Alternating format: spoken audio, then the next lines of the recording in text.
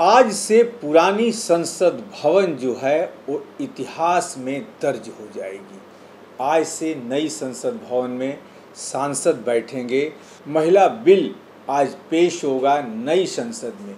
लेकिन कल पुरानी संसद का जब आखिरी दिन था तो तमाम सांसदों ने अपने यादों को साझा किया संसद भवन में, यानी कि पुरानी संसद भवन में। चिराग पासवान को भी बोलने का मौका मिला।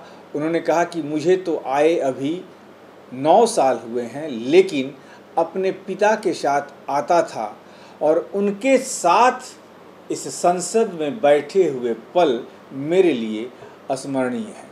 सुनाते हैं चिराग पासवान को कि भारतीय संसद की 75 सालों की इस यात्रा पर तमाम सम्मान्य साथी अपने अपने अनुभव, अपनी अपनी यादें, अपनी अपनी उपलब्धियां, उसका जिक्र यहाँ पर कर रहे हैं।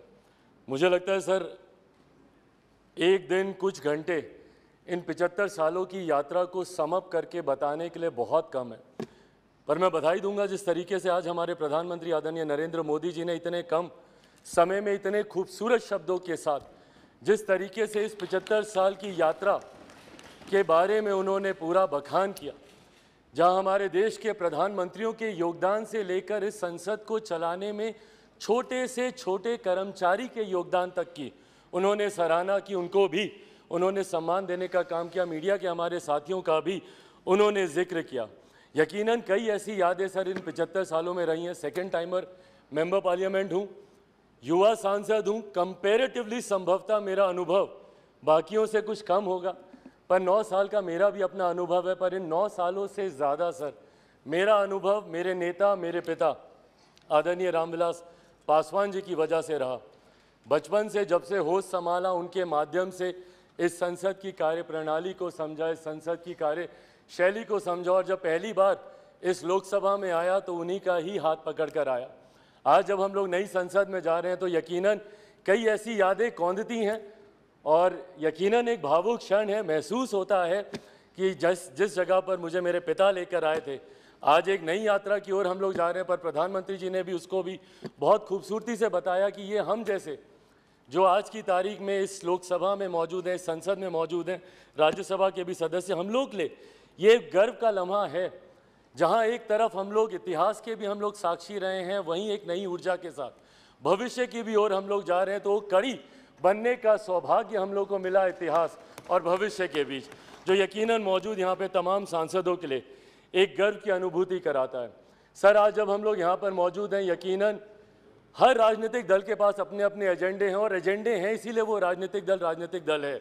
हर किसी ने अपनी अपनी बातों को रखा कि इस विशेष सत्र में ये चर्चा होनी चाहिए, वो चर्चा होनी चाहिए, ये मुद्दे आने चाहिए। यकीनन सर, मेरी भी पार्टी है, हम भी चाहते हैं कि कई विषय हैं जिस पे चर्चा होनी चाहिए। मैं युवा हूँ, हमेशा इस बार का मैं पक्षधर रहा हूँ कि भारत में एक युवा कमीशन का गठन होना चाहिए, एक नेशनल युवा कमीशन, एक राष्ट्रीय युवा आयोग का गठन किया जाना चाहिए, जहां पे युवा अपनी तमाम समस्याओं के साथ जाएं और अपना समाधान लेकर आएं। भारत एक युवा देश है, अलग अलग आयोग यहाँ पर बने हैं, महिला आयोग है, बाल आयोग है, अल्पसंख्यक आयोग है। ऐसे में देश में एक युवा आयोग के गठन का ये समय है, ये होना चाहिए। साथ ही में हम लोग चाहते हैं sir, women reservation bill pay भी चर्चा हो रही थी, वो भी हम लोग चाहते हैं कि विमेन रिजर्वेशन बिल जल्द से जल्द आए। आज इतनी भारी संख्या में महिला सांसद जो यहाँ पे मौजूद हैं, अपने सामर्थ्य पर जीत कर आई हैं।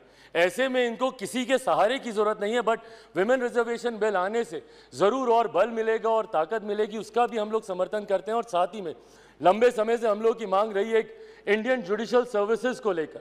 हम लोग चाहते हैं कि एक जुडिशियल सर्विसेज का गठन हो, ताकि समाज के वंचित वर्ग से आने वाले लोग उस स्थान पर पहुंचे जहां से वो न्याय दिलाने की प्रक्रिया का वो हिस्सा बन सके, ताकि उनके साथ जो अभी तक भी रहकर भेदभाव या अन्याय होता है उसको दूर किया जा सके। पर इन तमाम विषयों को अलग अलग मंचों पे हम लोगों ने रखा है सर, ऑल पार्टी मीटिंग होती है वहां पर भी, पर हम लोग सिर्फ इन एंटीसिपेशन की क्या होगा, कहीं ना कहीं इस लम्हे की खूबसूरती को हम लोग खो रहे हैं।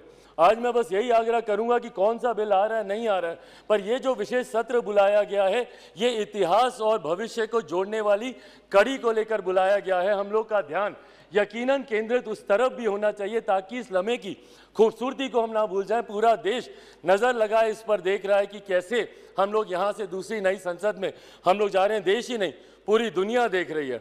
और आज सर, जब डॉक्टर बाबा साहेब भीमराव अंबेडकर जी के बनाए हुए संविधान के आधार पर जिस तरीके से भारतीय संसद के 75 सालों का इतिहास रहा है, मैं उम्मीद ही नहीं पूरे विश्वास के साथ ये कह सकता हूँ कि हमारे मौजूदा प्रधानमंत्री आदरणीय नरेंद्र मोदी जी के नेतृत्व में डॉक्टर बाबा साहेब भीमराव अंबेडकर जी के बनाए हुए संविधान के आधार पर ही हम लोग एक विकसित देश की हम लोग नींव रखने जा रहे हैं। और जो लक्ष्य है 2047 में विकसित देश के निर्माण का, उस लक्ष्य को हम लोग नई संसद से हम लोग ज़रूर अचीव कर पाएंगे।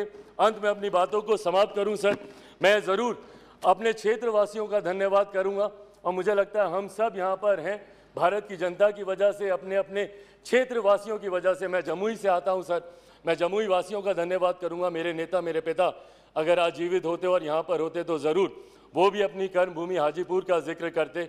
मैं पूरे अपने प्रदेश बिहार का और देशवासियों का धन्यवाद करूंगा जिन्होंने भारतीय संसद को इतना सशक्त, इतना मजबूत बनाया कि आज जब दुनिया भर के राष्ट्रीय अध्यक्ष आते हैं तो वो G20 जैसे इतने भव्य आयोजन को देखकर, जो हमारे प्रधानमंत्री जी के नेतृत्व में किया गया, उसको देखकर देश ही नहीं पूरी दुनिया बढ़ते विकसित भारत के बढ़ते कदमों की सराहना करती है। एक बार फिर से मैं प्रधानमंत्री जी का भारत को नई संसद देने के लिए उनका धन्यवाद करता हूं और यहां पर आपका धन्यवाद करता हूं कि आपने मुझे समय दिया। Thank you so much sir. तो आपने सुना चिराग पासवान को कैसे अपने पिता को उन्होंने याद किया कि उनके साथ में इस कुर्सी पर बैठता था, और ट्वीट किया उन्होंने कि उनके साथ बिताए गए इस संसद के जो पल हैं मेरे लिए खास मायने रखते हैं। ऐसी तमाम खबरों के लिए आप बने रहिए हमारे साथ। नमस्कार।